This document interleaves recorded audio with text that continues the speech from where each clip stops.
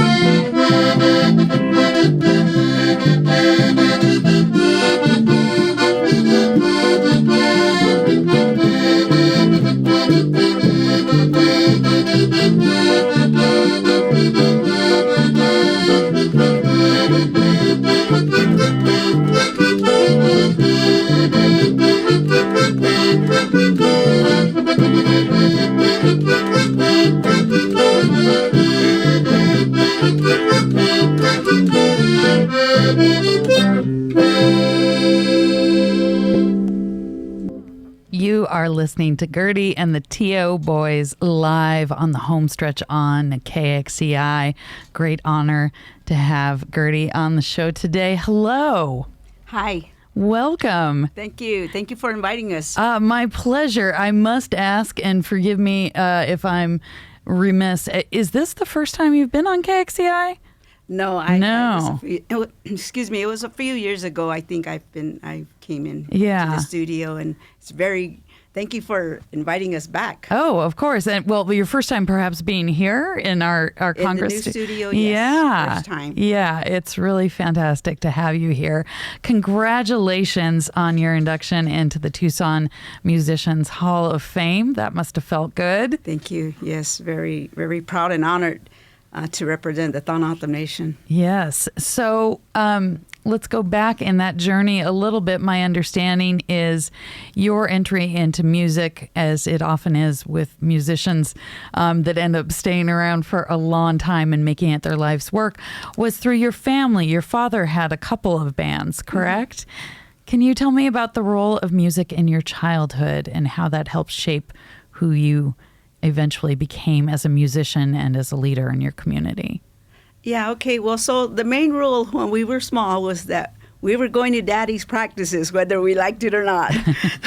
And so Daddy was a violinist, and he played both mariachi and Waila music.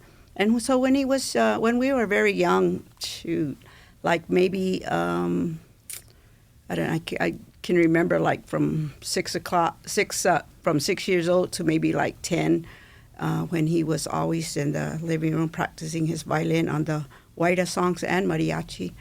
And so he had a couple bands going with the Mexicans and with the O'odham men out there. And so we started going to all their practices, whether it was at someone else's house or whether it was at our house, and they would practice, and us kids would just be running around listening to the music and hearing it, not never knowing that we would be doing the same thing. And some of my dad's friends that were in the mariachi group, the O'odham men, had kids that were running around with us, and I'm really proud to say that we get to play together. They got their own bands as well. And so, so. Lovely. Why do you think it was important for your father to make sure that you kids were there for that? My father was, we were cowgirls and musicians. So we did a lot of things as a family that Daddy taught us to, how to take care of the cattle and the horses, how to, just all kinds of, a lot of it was a lot of music. On Sundays we had to listen to his radio station, which was at that time like a Mexican station, mariachi, so we always listened to mariachi, and so all different kinds of music he was introducing to us, but the most part of it was the Waila music. He also had his own Waila band, which consisted of violins. Back then, there were nothing more violins than there ever was accordion. Now there's a lot of accordion. But Waila music started out with violins. And also Sky here, his grandpa played violin too as well. And Michael, his grandpa played violin. So a lot of us musicians, not all of us, but we have violin players that played back in the day. And that's, I'm sure the rest of the kids heard that kind of music as I did, and kind of kept it in their minds, because when my dad brought in the accordion into the house, well, I was about maybe 10 or something, and he just sat it there, and no one knew how to play the accordion, so me and my brother Steve picked it up, and we already kind of heard the music when a long time ago that they were playing and practicing. And the Waila music consists of like polkas and jadis, mazurkas, kind of the schottish kind of music, guardia, cumbia.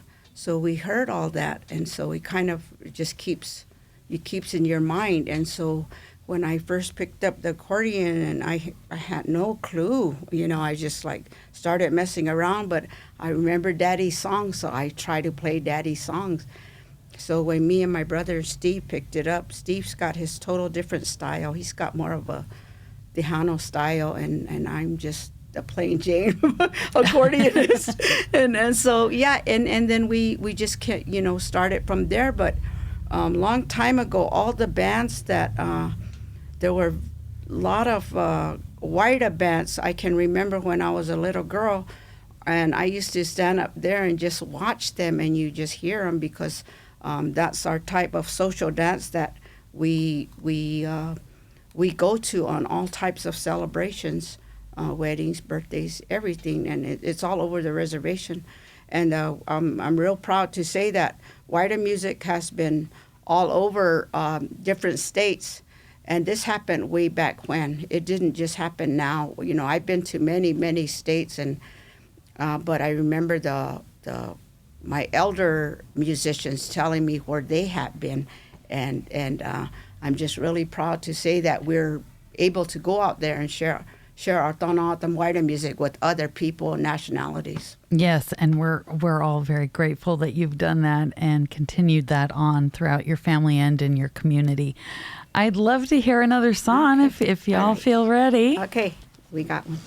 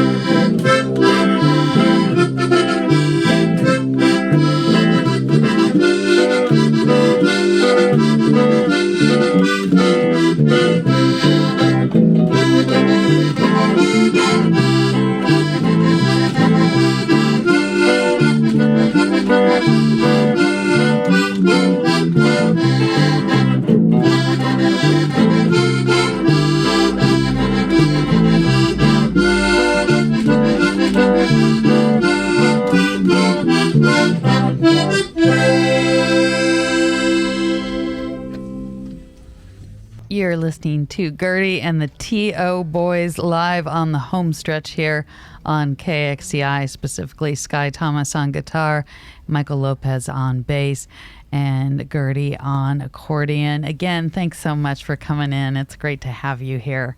Thank you. You can catch Gertie this weekend as part of Tucson Meet Yourself on Friday at 9 p.m. So your work as a mentor in the community really fascinates me a lot, and I'm wondering if we could talk about that just briefly. You work within the San Javier Learning Center Tribal Library.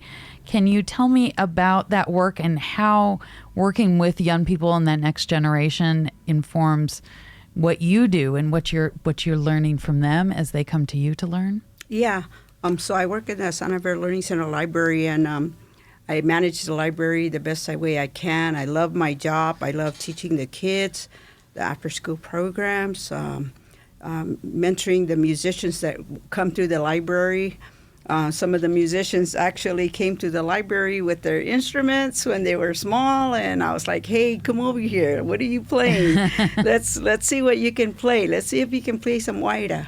And that's where I actually, like I said back before, Waila music starts with violins. So one of my distant nephews, Fonzie Thomas, came in with his violin one time, and I said, "Come over here," and he was playing mariachi at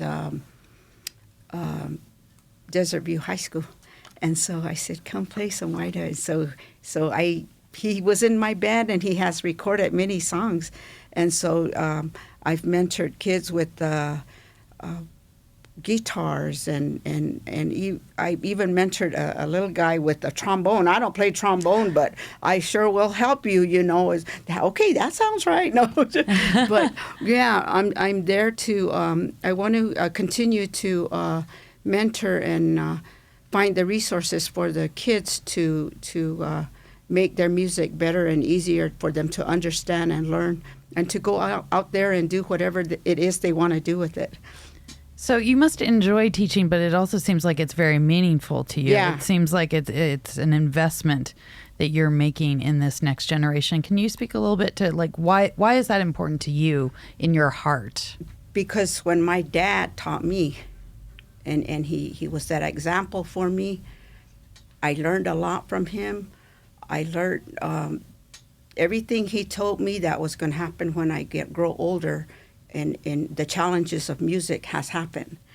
And so I really remember all those things my dad taught me when we were growing up being musicians, when he started finding out that we were serious and interested about learning different types of instruments.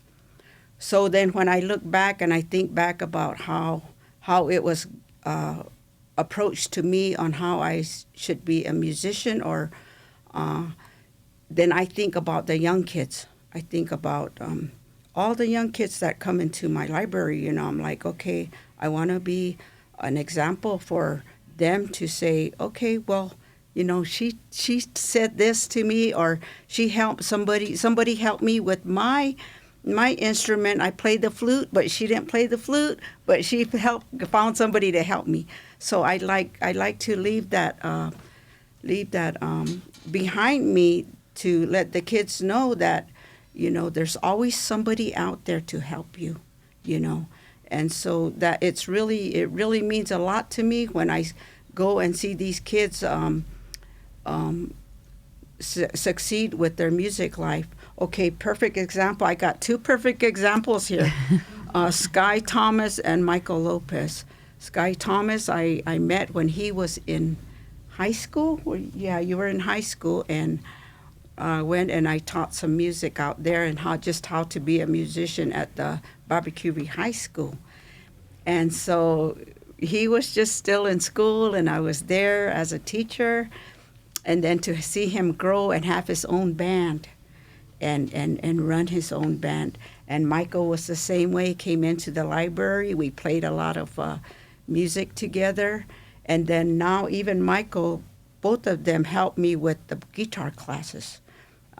Like I said, I will find resources. I'm not a lead guitarist. I can play some rhythm, but these guys can play some lead. So I find resources to come out to teach the kids. And so they have grown so much. They were just very young when I was out there teaching. So regardless of the instrument or the academic subject or whatever it may be, you're just interested in inspiring people to see the possibilities that are within their grasp. Yes. It seems like wonderful. Yes. We're speaking with Gertie Lopez of Gertie Lopez and the T.O. Boyz. She will be with her band at Tucson Meet Yourself this Friday from 9 till 10 p.m. on the Rio Nuevo stage in downtown Tucson. We have time for one more, maybe? Yeah, we got time for one more. All right. We're going to do Accordion. Excellent.